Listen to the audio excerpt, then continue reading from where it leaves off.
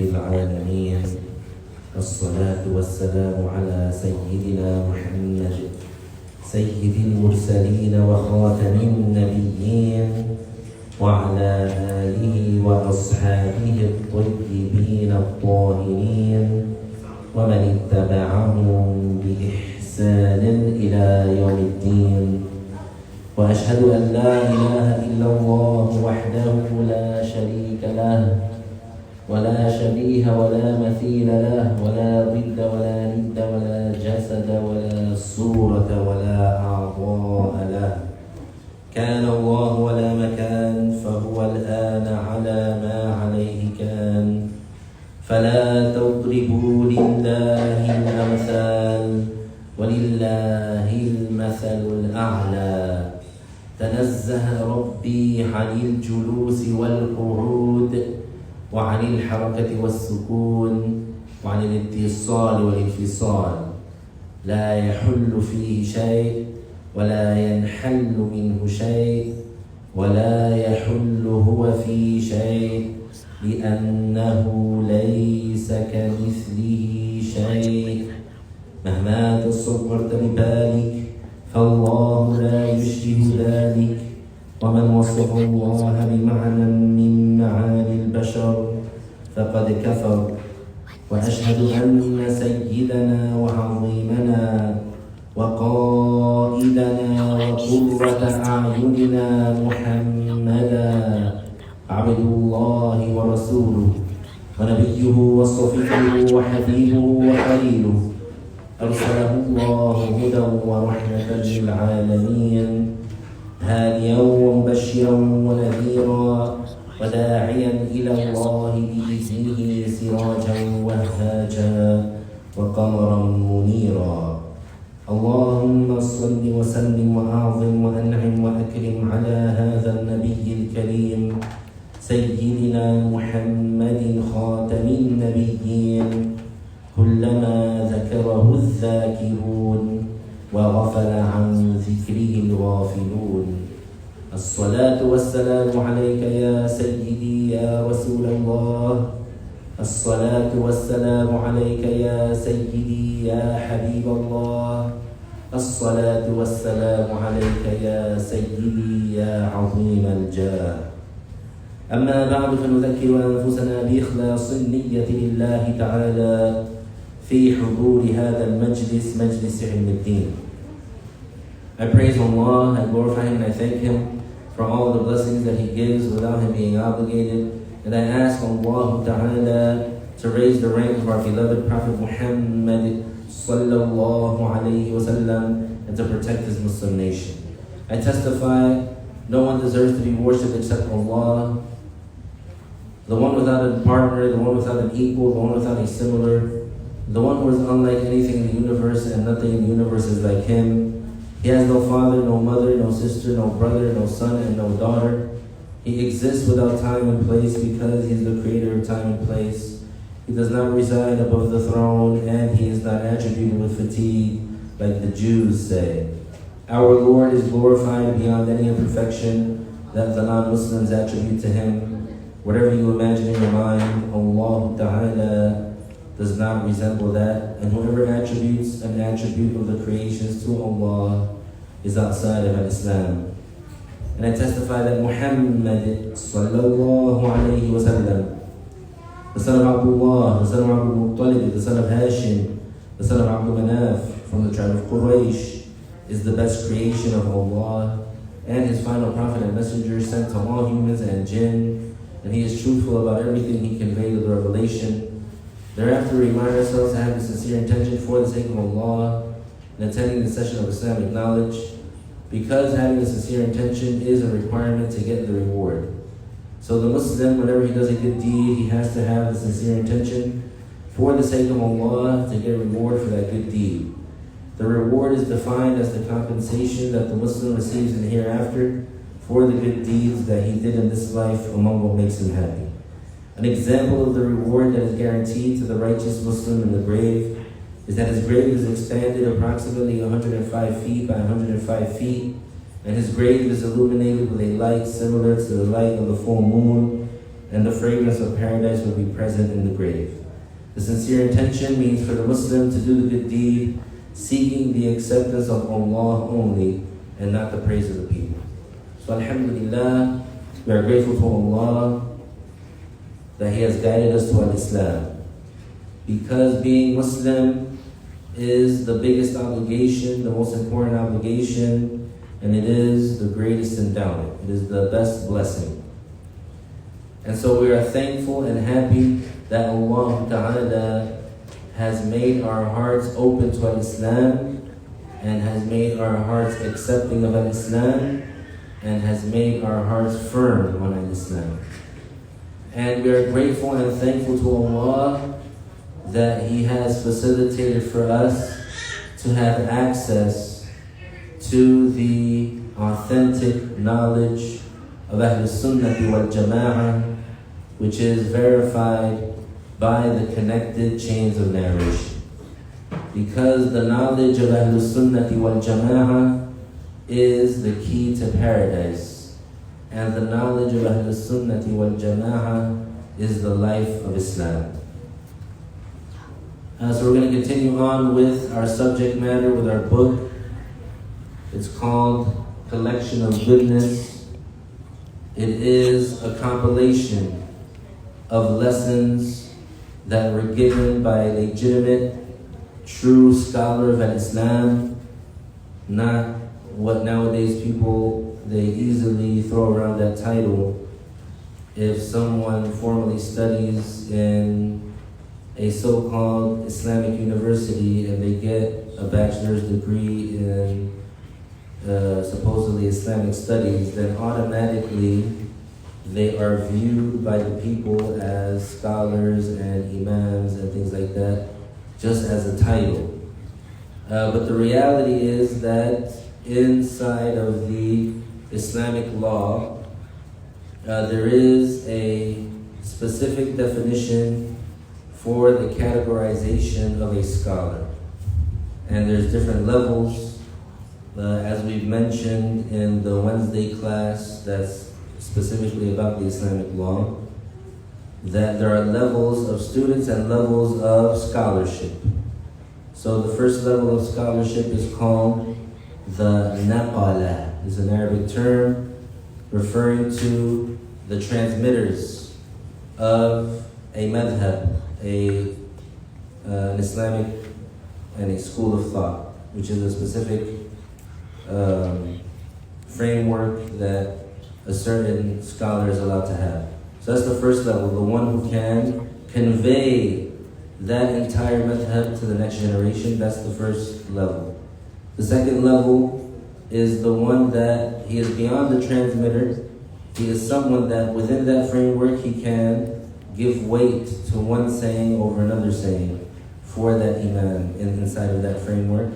Then the third level is the one who can deduce judgments within that framework, and he based on the foundations in the Islamic law that that imam had. And then the fourth level is what's called al-mujtahid al-mutlaq, which is the absolute scholar, meaning the scholar who is allowed, religiously allowed, to use the Quran and the Hadith to deduce a judgment for something that has not already been explicitly mentioned in the religion.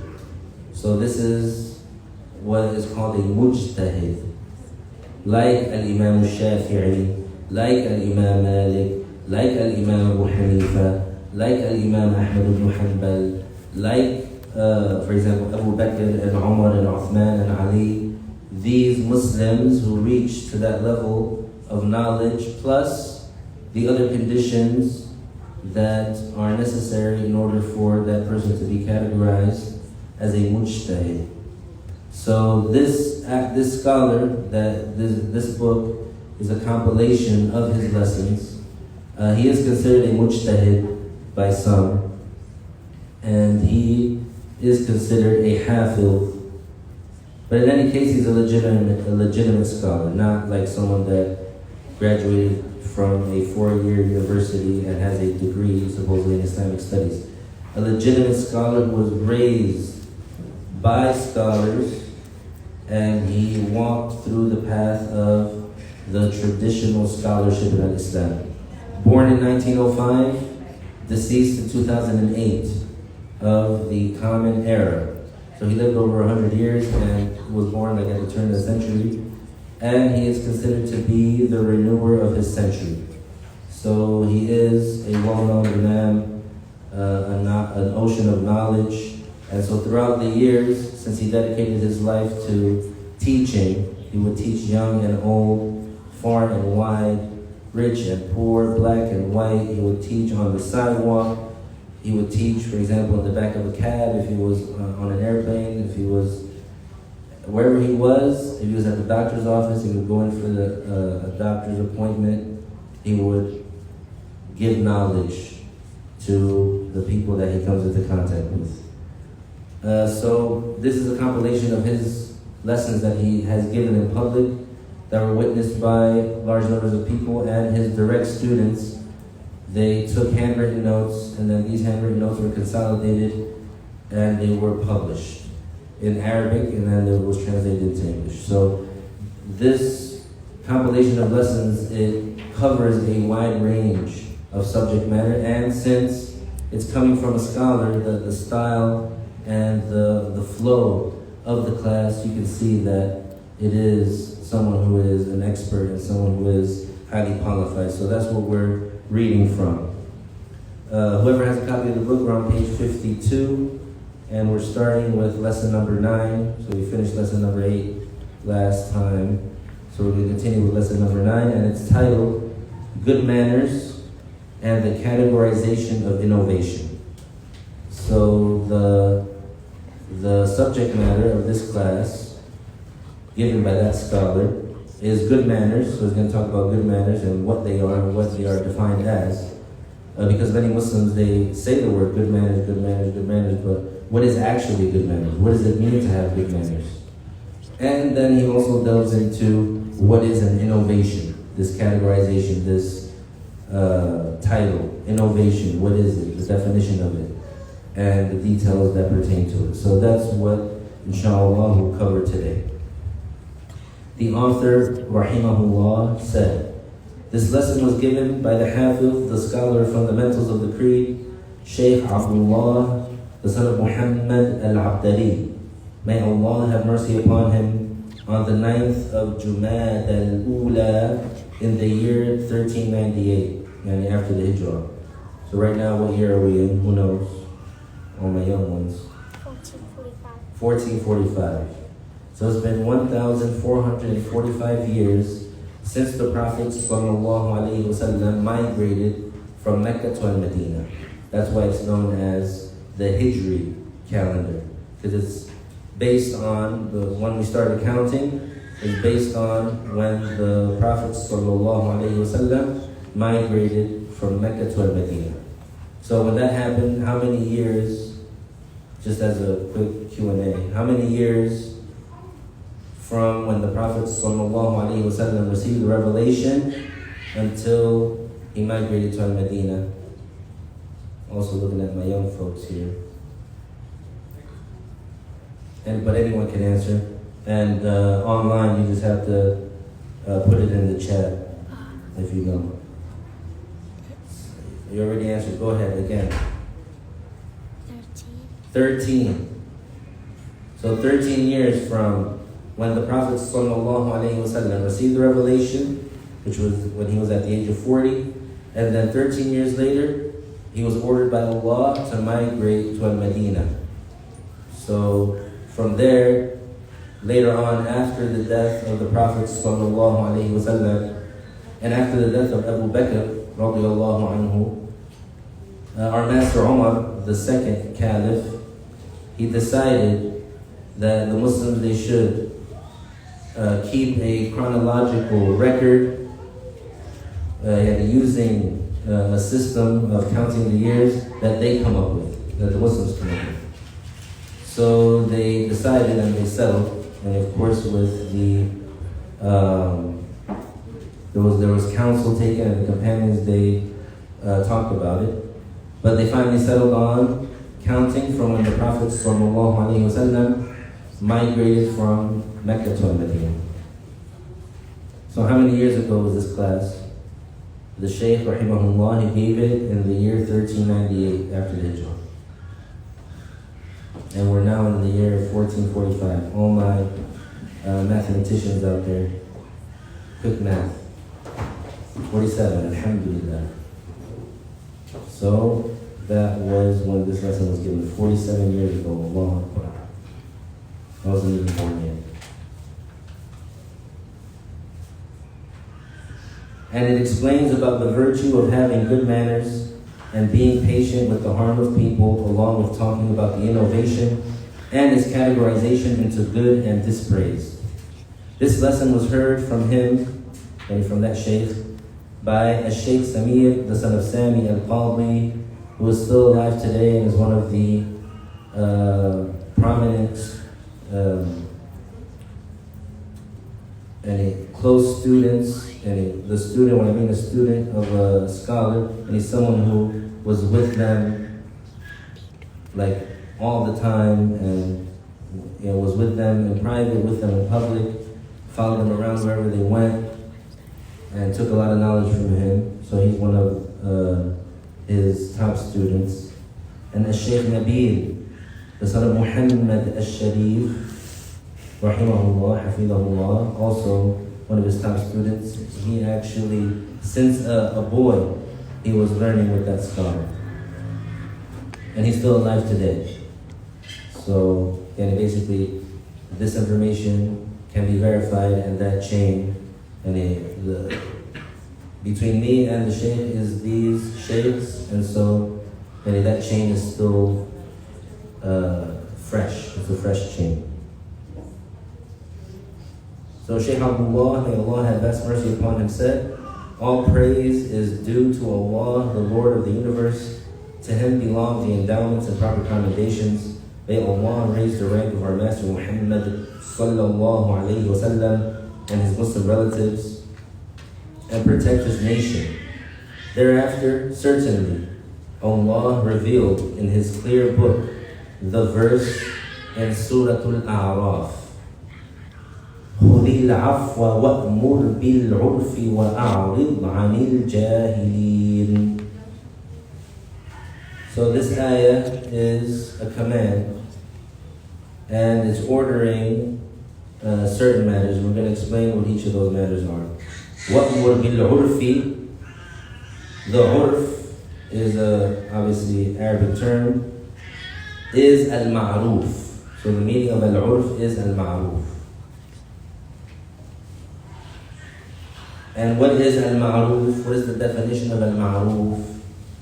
Al-ma'ruf هو كل ما فرض الله تعالى فعله. The ma'ruf is everything that Allah has ordained as an obligation. أي كل الواجبات الدينية. That is, all the religious obligations. So al-urf here in this ayah is referring to all the religious obligations. So the order is order with the religious obligations. وَأْمُرْ بِالْعُرْفِ. It means order with the religious obligations. And it's a command for us to command with the religious obligations. Yani to order others to do the religious obligations. وَأَعْرِضْ عَنِ الْجَاهِلِينَ. It means Allah ordered us to turn away from the ignorant ones. That is, to turn away from their talk that has no benefit. This is how the manners of the Prophet ﷺ were. Al-Bukhari narrated in Al-Adab al-Mufrad, which is another famous book of Al-Bukhari, but it's not Sahih al-Bukhari. That's a different book. From the route of Aisha, may Allah Ta'ala raise her rank, that she said, describing the Prophet ﷺ, his manners were all that the Quran ordered, were all what the Quran ordered. So Lady Aisha radiallahu anha, when she was describing the manners of the Prophet sallallahu alaihi wasallam, she described it as everything that the Quran ordered to do. Yani, so he was an embodiment of following the Quran. And the Prophet ﷺ followed the Quran perfectly. This means that whoever wants to know the manners of the Prophet ﷺ, then let him read the Quran and let him understand it. And among the manners that were mentioned in the Quran is to order the lawful and forbid the unlawful, and to be patient with the harm. That is, to be patient with the harm of others and to not harm others.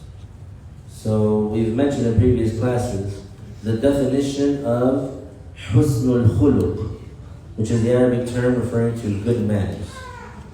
Like when Muslims, they talk about good manners. What is it exactly? Part of it is to be patient on the harm of others that they do to you and not to harm others. But that doesn't mean enabling others to harm you. It just means you don't reciprocate with harm. So you don't allow someone to harm you. You don't give someone the opportunity to harm you. You don't let them harm you. But if someone does harm you, you don't reciprocate with harming them, yani unjustly. And you don't reciprocate with what you're allowed to reciprocate with. And that's considered the good manners. That even though, let's say, you would be allowed to religiously to reciprocate with something, but you, instead of doing that, you react to the negative with positive. And you react to the harm that's done to you with virtue. Abu Bakr al-Khalal said in his book, Makarim al-Akhlaq, which is a famous book related to the biography of the Prophet sallallahu alaihi wasallam, his manners, etc. And it is a branch of Islamic scholarship, or a subject of Islamic scholarship, where the certain scholars and imams, they author books centered around the life of the Prophet sallallahu alaihi wasallam, highlighting his character. So mentioning what the companions narrated about him, what has been confirmed. So how he used to walk, how he used to talk, how he used to dress, how he used to speak, how he interacted with people, how he dealt with certain situations, how he treated his wives, how he treated his enemies, how he treated his companions, how he treated the people that were close to his heart, how he dealt with the Muslims, etc. This is one of those books, Makarim al-Akhlaq, that is very famous in the Islamic world. So we're mentioning what that author said in that book. He said that the Prophet ﷺ said what means, I was living in between the worst neighbors, Uqbah, the son of Abu Mu'ayyid and Abu Lahab.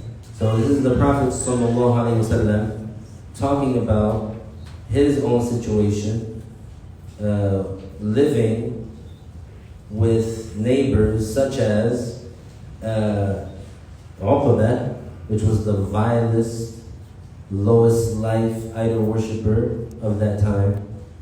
Like, he was what people would call like trash. You know how there's people that, you know, they're like lowlives, they're like trash. So he was one of them. And the other one, and the other neighbor was Abu Lahab, the one who an entire surah was revealed about him, yani refuting him and condemning him and damning him and dispraising him and humiliating him, because he had cursed the Prophet ﷺ when the Prophet ﷺ, when he was ordered by Allah to call out all the tribes and to deliver the message. When he called out all the tribes of Quraysh, and they all sent out, they either came out themselves or they sent out a representative, and the Prophet ﷺ addressed them saying, if I were to tell you that there was an enemy army behind this mountain preparing to invade us, would you believe me? And the concept is, if I were to warn you about this thing that is detrimental to you, you would, and you need to prepare for it so that you don't get destroyed. If I were to warn you about that thing, and in the form of an invading army, would you believe me? Would you take my word for it? And they all said, of course, we've never known you to lie. That was their immediate response. And then here, the rhetorical cornering, the Prophet ﷺ, he told them, I am here to warn you about a day in which there is no doubt, Judgment Day. Because it was a common blasphemy amongst the idol worshippers that they believe there is no afterlife. Which a lot of people nowadays, they believe that as well. A lot of those that lean towards the secular, a lot of those that lean towards the atheistic, they say that you just die and that's it, it's just nothingness. And so they hold the position of hedonism, of basically chasing after and fulfilling every desire and making life about enjoyment and comfort and enjoying yourself, because they say after this, there's nothing. And they also say there's no point to anything, that nothing matters. So they live their lives that way. So the idol worshippers, they had a similar mindset. They had a similar way of thinking. They believed that live how you live and do everything now, because once you're dead, you're dead. You turn into dust, you turn into ashes, and that's the end of you. And that's it. It's just nothingness, blackness, nothingness. So for the Prophet ﷺ to lead with that aspect of the creed, letting them know this matter, which is from the unforeseen, which is something that you cannot reach to that conclusion by rational evidence, by using a premise and then coming to a conclusion. You can't just use it, you can't just know about the hereafter, that there is an afterlife, just by using your mind. It's something that you have to be told about. So that's where the Prophet ﷺ, he comes in, because he receives the revelation from the Creator of the universe. That's the only way to know that for us. And so he transmits it and conveys it to those people.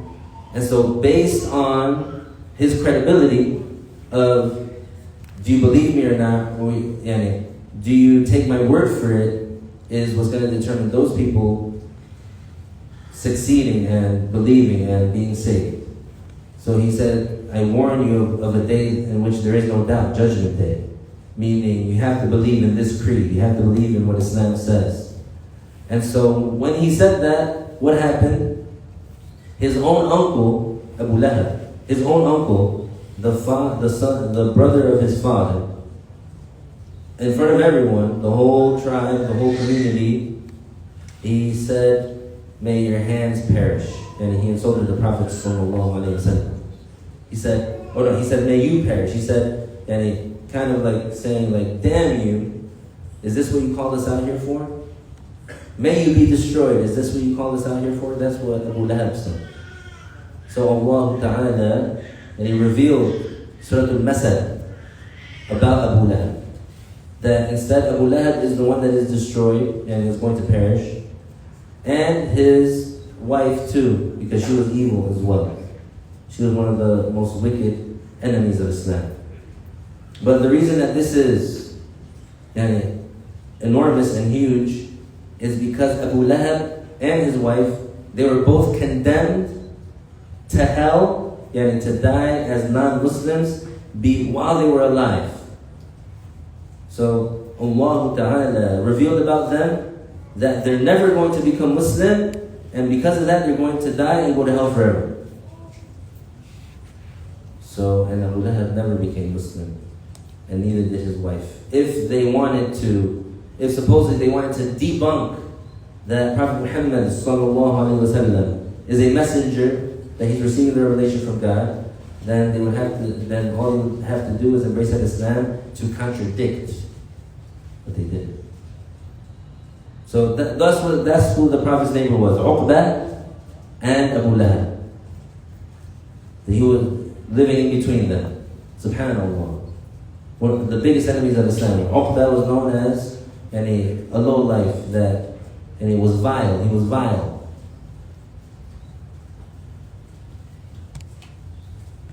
Subhanallah.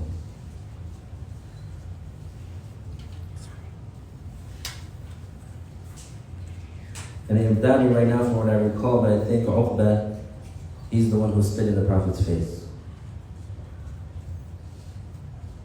Subhanallah. But anyway, so the Prophet ﷺ is saying this. He was saying, I was living in between the worst neighbors, Uqba, the son of Abu Mu'ayyid, and Abu Lahab. They used to throw the excrement of people on my door. Allah Akbar. This means that the Prophet ﷺ used to bear their harm even though he was the bravest of all the creations of Allah without restriction. Absolutely, the Prophet ﷺ was the bravest of all of God's creations. And he was given the bodily strength of 40 men. And despite all of that, his manners were pardoning and being forgiving. Pardoning and being forgiving. So he had the physical ability to destroy them because he had superhuman strength. Because it says here the bodily strength of 40 men. So if one man, let's say, can be like strong, and it's not just 40 regular men, 40 strong men. So a strong man can do like certain things that another man can't do. And like a strong man, for example, he can, let's say, knock somebody out and throw them, etc., do things. But then that's just one man. But if one man has the strength of 40 strong men, then what can he do? More than what one strong man can do. And we see what, like in reality, what a strong man can do physically. So this, even though that's the case, the Prophet ﷺ, his manners were pardoning and being forgiving. So that's to teach us. Now the author is about to mention, he's about to warn against a fabricated story that some people, they like to claim that the Prophet ﷺ did, but it's not true. As for the story that some people narrate, claiming that the Jews used to throw the trash on the door of the Prophet ﷺ, and then one day he did not see that, and so he went to check on them, this story is a lie and fabrication. Subhanallah, I always found that strange. Like even when I first started learning, how some misguided people that claim to be Muslims and that they claim to know the Prophet ﷺ, they try to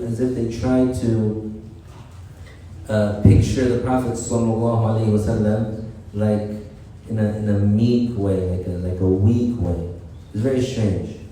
The Prophet ﷺ would never go and check on his enemy and say, how come you haven't thrown trash on my door today? This is ridiculous to say about a Prophet ﷺ. It has no basis in the pure books of the Sunnah. That story has no basis in the pure books of the Sunnah. There were many non-Muslims who, like these two, that they would throw stuff at the Prophet's door or his house, in this case the human excrement. The wicked, evil wife of Abu Lahab, she used to put thorns and like sharp things in the walkway of the Prophet ﷺ, so he would get hurt. The idol worshippers, when the Prophet ﷺ, sometimes when he used to pray, they would come and dump the entrails of a camel or a sheep on him. The entrails, like the guts. SubhanAllah. One time the Prophet ﷺ was praying at the Kaaba, praying there where the Kaaba is. And one of the idol worshippers, he came and started choking the Prophet ﷺ. And so Abu Bakr ran out and he told him to stop, and he told them, do you kill a man for saying Allah is my Lord? And he got jumped. by the idol worshippers. Furthermore, certainly, just as the manners of the Prophet ﷺ were pardoning and being forgiving, also patience was his attribute, and bearing the harm of others was his way, and it was his habit. He used to often encourage his nation to pardon and be forgiving and to bear the harm. So this is rewardable, of course, but like we said, we don't enable or assist anyone in committing sins. It just means that you don't react in a way similar to what they've done to you. You do better. You react better. You react to the negative with positive. You react to the unvirtuous with virtue. You don't stoop to their level.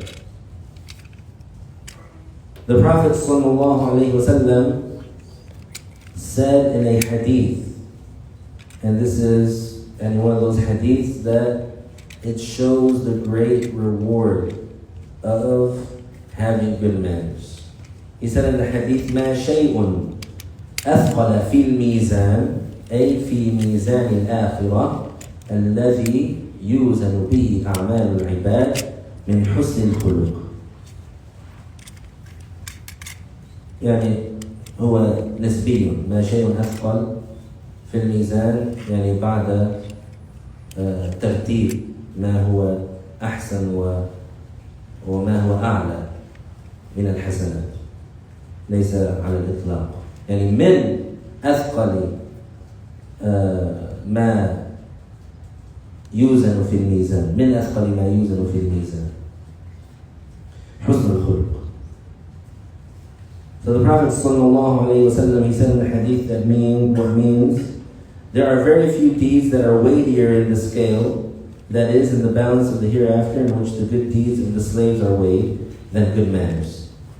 Yani, if someone translated the hadith literally, that's not the meaning, but if literally they were to translate it, they would say, there is nothing heavier on the scale than good manners. But obviously that means that it's relative. Or it means like among the heavier things on the scale that are work in your favor are good manners. Because obviously the obligations, they are higher in rewardability. Because someone might not have good manners, but it's not sinful. And in the sense that if they were, let's say, to reciprocate with what they're allowed to, it wouldn't be considered like the ideal good manners. And you would be just, you would not have transgressed, but it's not the ideal in the good manners. But still, having good manners is something that elevates the status of the Muslim a lot. Good manners, now he's going to talk about the definition. Good manners is an expression referring to and to do good, that is for the believer to treat well the one who treats him well and the one who does not treat him well. So it's easy for us, if someone's nice to us and smiles at us, and they praise us, and they treat us in this amazing way, then it's easy for us to treat them in that amazing way back. But how about the one who curses you? How about the one who harms you, whether emotional or physical? How easy it is to smile at them, let's say. How easy is it to say Assalamu alaikum to them with a smile, for example? How easy is it to, for example, give them a gift? How easy is it to, for example, have some sort of kind gesture towards them? Not easy. But that's the good manners. To bear the harm of others, meaning you're patient on it and you don't transgress and you don't harm them. Keeping the harm off the Muslims, and even if someone doesn't harm you, you don't harm them. Neither with the tongue or with your hand.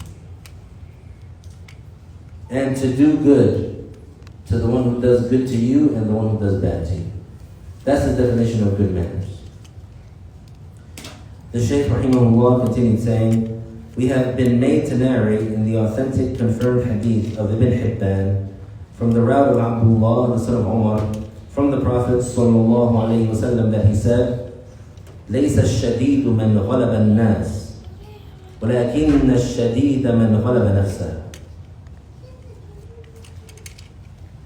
It means the strong person is not the one who can defeat the people physically. Rather, the strong person is the one who can control himself and his actions when he is angry. Allahu Akbar.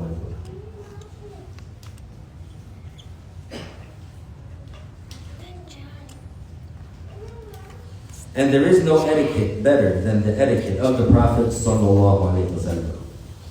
May Allah reward him the greatest reward on behalf of his nation. And that's a translation of a dua that the scholars say. And it's a known dua. And we say to each other too, when we say, Jazaka Allahu khayra, which means may Allah reward you goodness, and may Allah reward you. It's a dua for you. So we are saying, oh Allah, reward the Prophet sallallahu alaihi wasallam greatly on our behalf. And we're asking you to reward him, and for the great benefit that he benefited us with, which is that he transmitted the revelation to us, and we know the truth, and we know, for example, how to be pious Muslims and obedient, and to be saved in the hereafter, which is a great thing.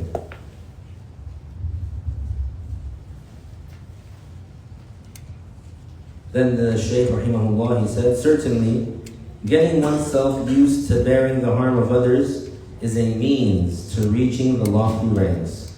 And it is of great benefit in the interaction of people with each other. Certainly, the one who restrains himself in a moment of anger saves himself from many destructive things. This is very, very important because the human, he might do something in a state of anger that can destroy his life. He might do something in a state of anger that can destroy other people's lives. And it's something that cannot be undone, something that cannot be taken back. The Shaykh rahimahullah continued to say, we had narrated in the Jami' of At-Tirmidhi, which is a famous book of hadith, with an authentic confirmed chain from the Prophet sallallahu alaihi wasallam that he said, من كظم غيظا وهو قادر أن ينفذه خيره الله تعالى من الحور العين ما شاء. انتهى. ما شاء الله. رواه الترمذي في سننه. This is a confirmed hadith. It means whoever suppresses his anger while he is able to carry it out, Allah will let him choose from the hurul ayn what he wants. Allahu Akbar. Look at that incentive there. Incentive for us, for the men. Because the hurul ayn, who are they? The hurul ayn are women of paradise. They were created specifically to be the wives of the Muslim men in paradise. And they are not from this earth, they are not like the human women. They are the women of paradise. It's confirmed about them that if one of them, one of the hurul ayn, one of the women of paradise, if she were to put her saliva in the ocean, it would turn sweet. The whole entire ocean would turn sweet. Allahu Akbar. And from her beauty and from her high status and just the extraordinary features that she has, one from her saliva, one of them, the entire ocean will turn sweet. Allahu Akbar. It's also confirmed about one of them that if she were to show her face in this world, she would illuminate what's between the east and the west. Allahu Akbar. She would outshine the sun. And from her brilliance and her beauty, etc. So, and who is, for example, who is likely in a moment of anger to do heavy destruction? A man. because a man has that superiority in strength, normally. Not negating that there can possibly be a female that is stronger than a male, right? We see that in reality, but that's not the norm. The norm is that the female is physically weaker. This is just a fact. So the man, if he gets angry and he doesn't control his anger, what can happen? He'll kill somebody. He'll kill hundreds of people. He'll do damage. So for us, and it's something that we have to control, we have to suppress, because if we indulge in our anger, many sins and destruction can happen. Even blasphemy can occur. So whoever suppresses his anger while he is able to carry it out, not while they're in a position that's not leveraged, not when they don't have the upper hand. You can be mad all day when you don't have the upper hand. That's all that's going to happen, is you're going to be tight. But all you can do is just ball up your fist and silently. But what about when you do have the power to indulge in your anger and to carry out your anger? So that will be difficult to do for the one who's not seeking that virtue, or for the one who they have that type of nafs. It'll be difficult, well, it's difficult normally to control yourself in that situation when you're able to carry it out. But look at the great reward that you get. Yes, you have a question? Sure? Yeah. If a woman restrains her anger while able to carry it out, have you heard what the reward is? And she gets a lot of reward as well, also. And this, let's say, incentive, it just indicates the great rewardability of suppressing your anger while able to carry it out.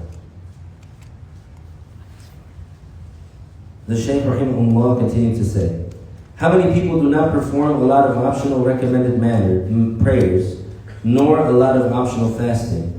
Their level on Judgment Day would be equal to the level of those who are constantly fasting and constantly praying among those who do not adhere to the good manners.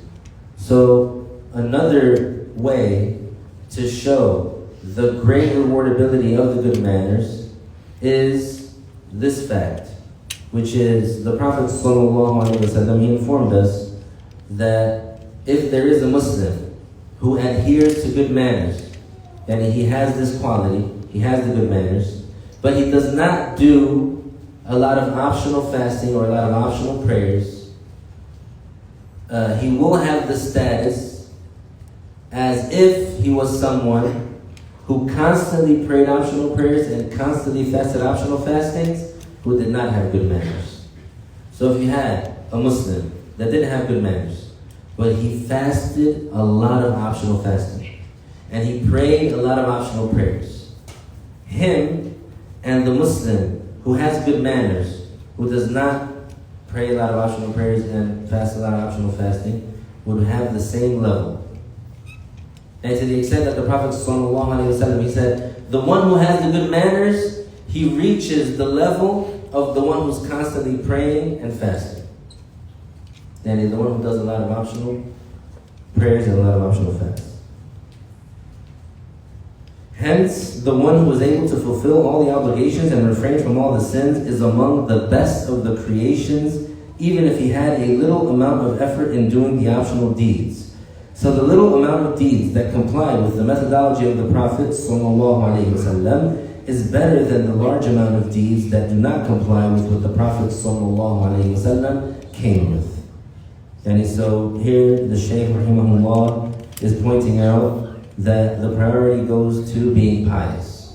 And the one who fulfills all the obligations and refrains from all the sins, then this person is among the best of the creations, even if he did not do a lot of optional acts of worship.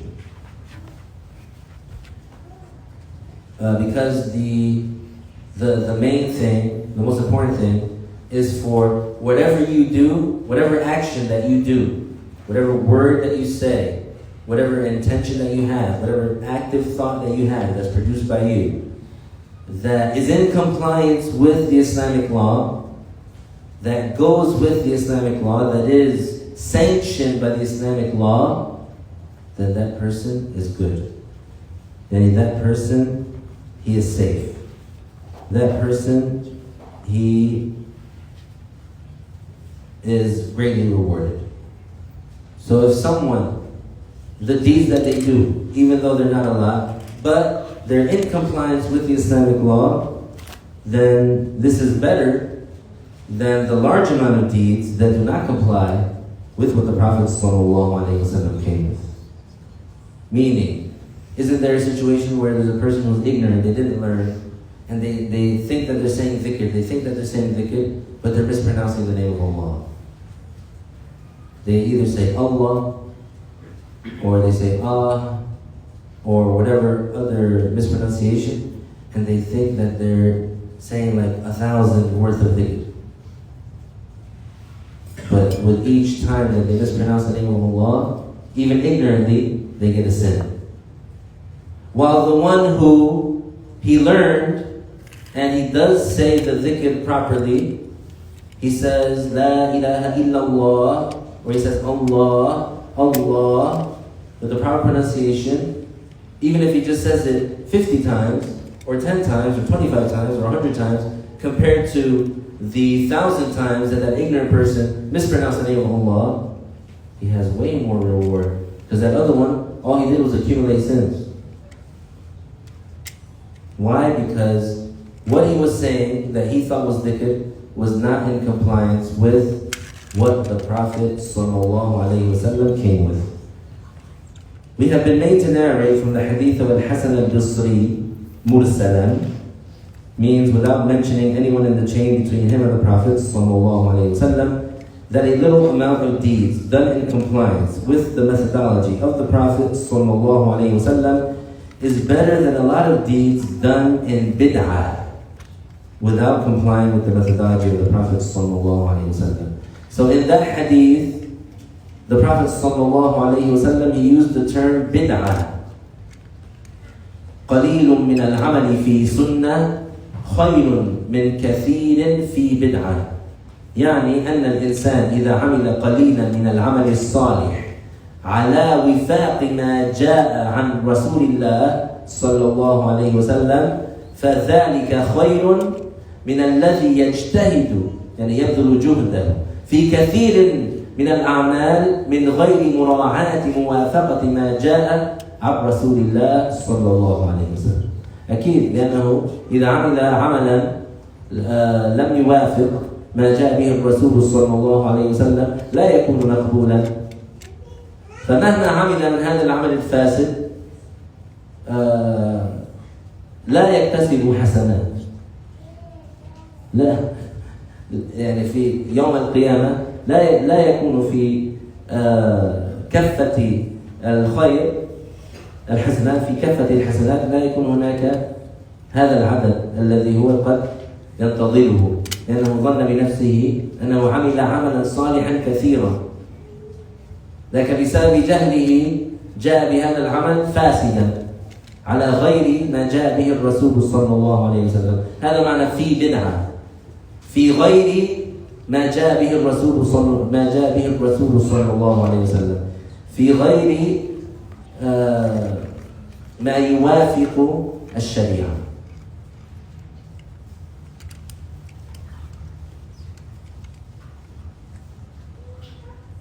So this means that the person, if he does a small amount of deeds among the righteous deeds that are in compliance with what the Prophet ﷺ came with, then this is better than the one who exerts effort in performing many deeds without giving attention to them, being in compliance with what the Messenger of Allah ﷺ came with.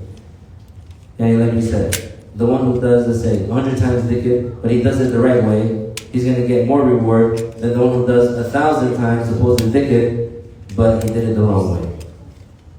What is meant by bid'ah in this place, in this spot in the hadith, and the like, is the innovation that does not comply with the Quran and the Sunnah and the consensus and the sayings of the companions. The one who differentiates between the misguided innovation and between what is not a misguided innovation, they are the scholars of Ahlul Sunnah who are firm in the knowledge. And so they can, with the knowledge that Allah has given them in the religion, and with the comprehension that they have of the Quran and the Sunnah of the Prophet sallallahu alaihi wasallam, according to what the companions of the Prophet sallallahu alaihi wasallam understood, and those who follow them in goodness, distinguish between the misguided innovation and the good innovation. Yani there's like a sentence within a sentence here. It's an interjection. And so the sentence without the interjection would be: the one who differentiates between the misguided innovation and between what is not a misguided innovation are the scholars of Islam, who are firm in the knowledge, and so they can distinguish between the misguided innovation and the good innovation. So, who are the ones who can tell us what is a good innovation and what is a bad innovation? Who is the one who can tell the difference? The scholars of Ahlul Sunnah. Those scholars of Ahlul Sunnah, with the knowledge that Allah has given them in the religion, with the comprehension that they have of the Quran and the Sunnah, according to what the companions of the Prophet ﷺ understood, and those who came after them and followed them in goodness, those are the ones who distinguish between the good bid'ah and the bad bid'ah. As for the one who has fallen short in that, and the one who's ignorant, the one who doesn't have the knowledge, then he is to follow the imams of guidance, and so what they deem to be good and what they saw to be in compliance with the law of the Prophet ﷺ, he takes according to it. And what they did not deem good, he rejects it. Oh, so here he's talking about whoever is not a mujtahid, like a Shafi'i or Malik or Abu Hanifa, that one, he's not the one who's going to go on his own and judge, this is bid'ah, this is a good bid'ah, and that's a bad bid'ah, this is this and that's that. No.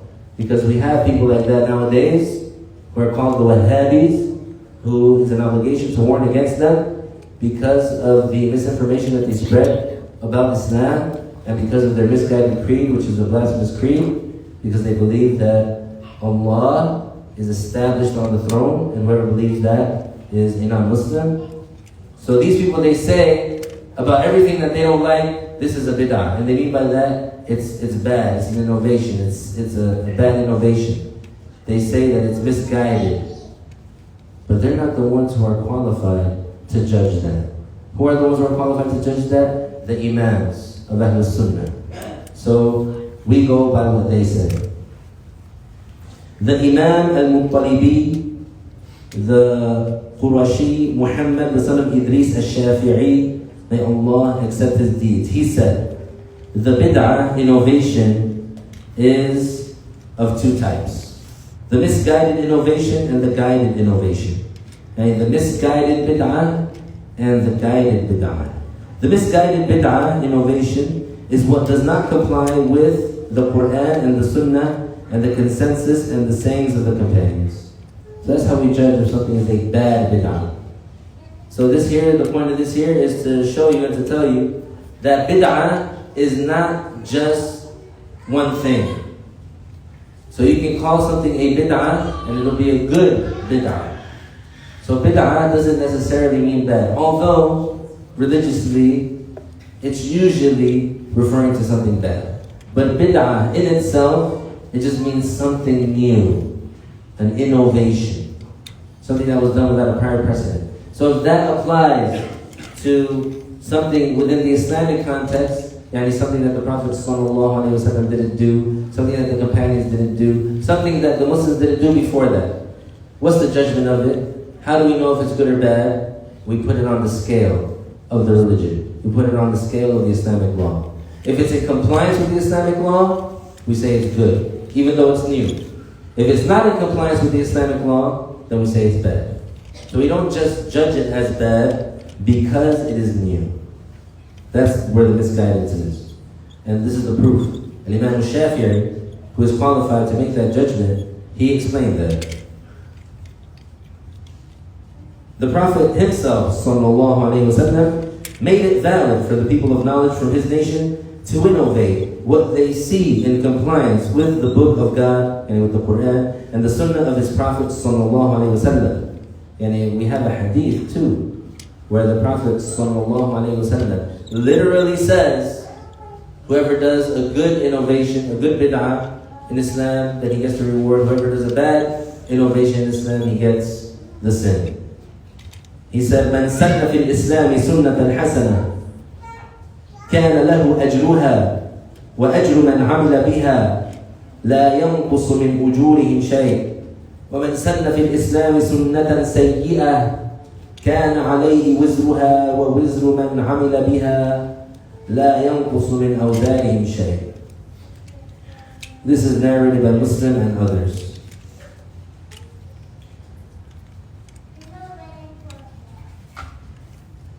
No. Those are the terms. So this hadith is authentic. This hadith is confirmed. What does it mean? It means whoever innovates a good innovation in Islam will receive its reward, and a reward similar to the one who follows him in applying it without any of their rewards being lessened. And whoever innovates a bad innovation in Islam will receive its sin, and a sin similar to the one who follows him in applying it without lessening any of their sins. Narrated by Muslim and others.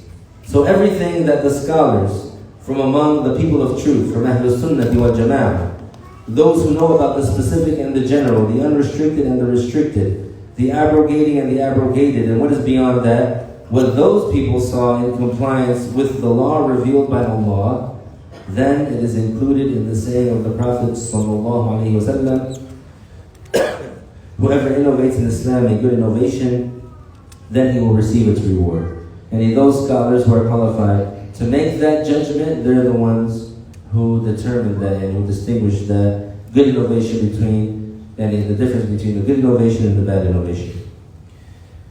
As for the one who has a little amount of Islamic knowledge, who does not know the general from the specific, then if he lets his tongue loose regarding giving judgments in Islam, such a person is putting himself in danger.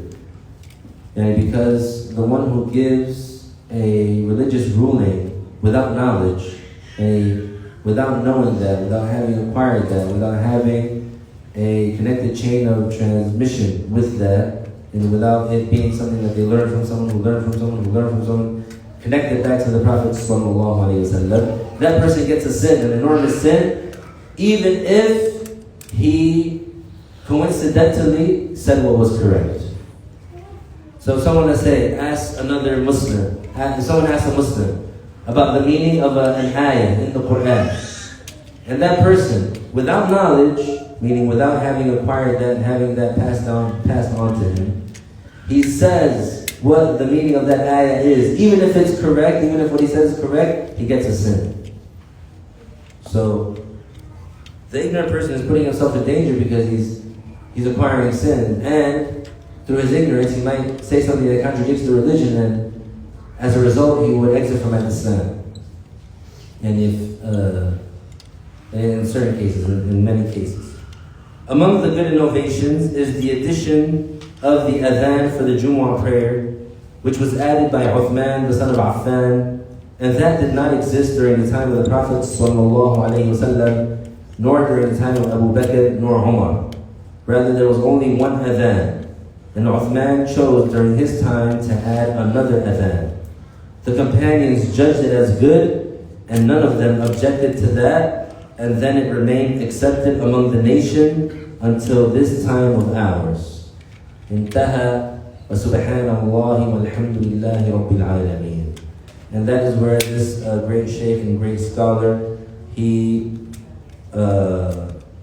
ended his class. So by giving that example, this is something that is crucial. Even just this one example, because guess what? Those group of people that we mentioned, those that we're warning against, those Wahhabis, who falsely call themselves Salafis, these people, they say, with all the audacity, they say, anything the Prophet didn't do is bad. And it's a bad innovation.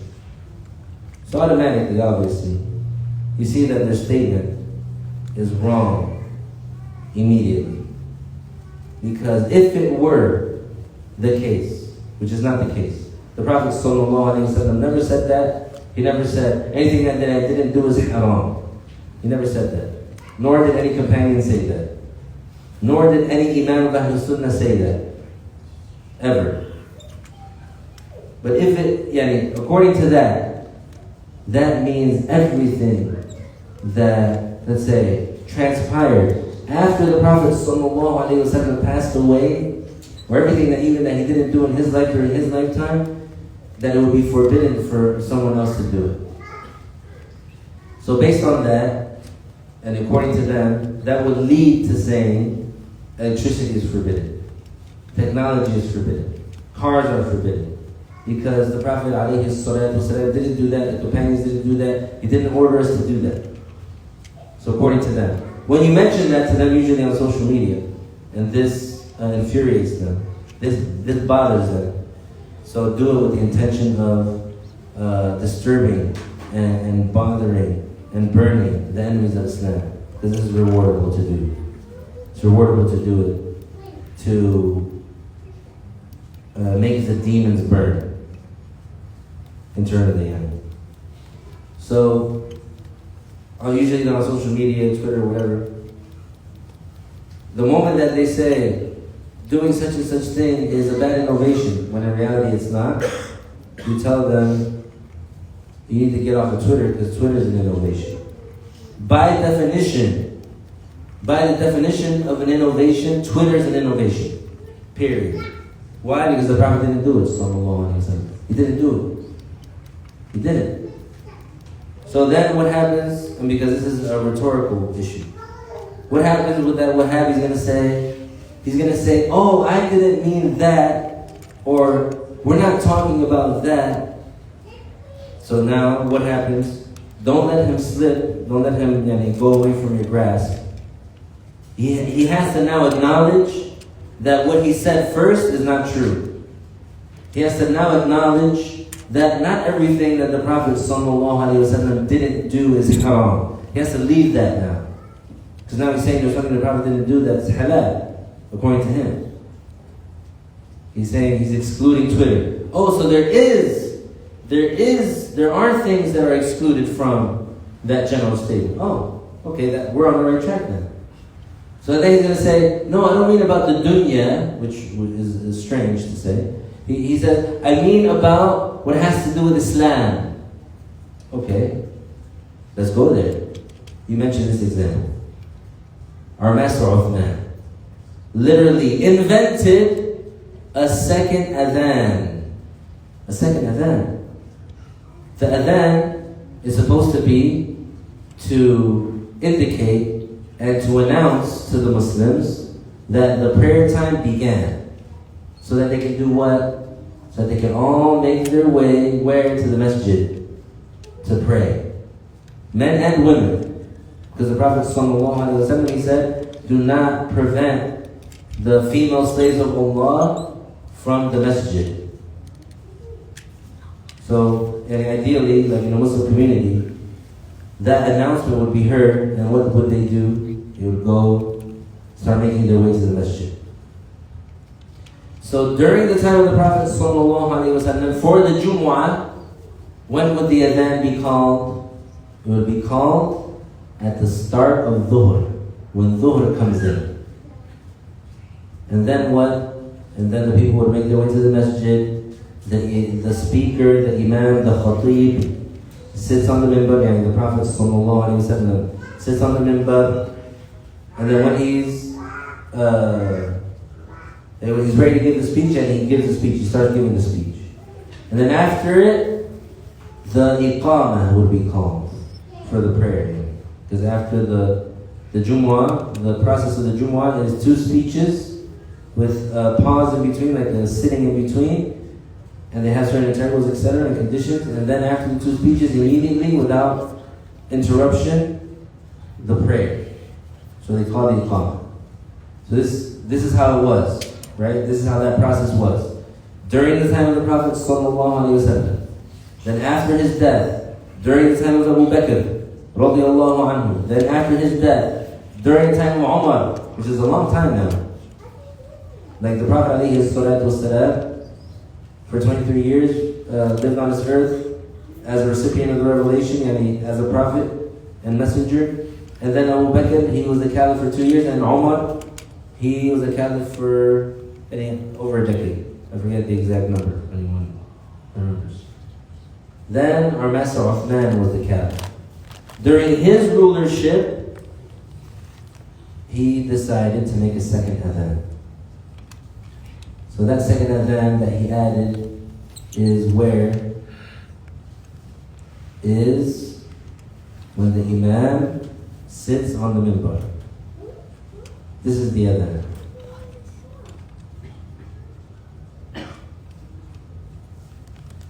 The adhan that our Master Uthman that he added was the one that's for the beginning of the prayer time. During the time of the Prophet ﷺ, they would call the adhan when he was sitting on the minbar. After his death and Abu Bakr and Umar, our Master Uthman, he added the second adhan, which is at the beginning of Dhuhr. So that's what's correct. I got it mixed up, so fix that in your notes, and yeah, you know that's the case. The case is, in the beginning, the Prophet ﷺ would not call the adhan at the beginning of the prayer time. He would call it when the imam, when he's sitting on the minbar. During the time of Uthman, he, instead of just sufficing with that adhan when the imam is sitting on the minbar, ready to give the speech, he would have the adhan called at the beginning of the prayer time. So he added that. And that wasn't the practice and the process that the Prophet ﷺ implemented during his life. And it wasn't the process and what Abu Bakr did, and it wasn't what Umar did. Uthman, he came up with it. And he basically added it. So that is an innovation related to the religion and to an act of worship in Islam, which was not condemned by anyone, which was not objected to. No other companion said, hey, how did you do this? The Prophet ﷺ didn't do it. Why are you adding to Islam? Do you know more than the Prophet ﷺ? None of them said that. So we see that the metric for how we judge is something good or bad, even whether it's new or not, doesn't comply with Islam. And Allah Ta'ala knows best.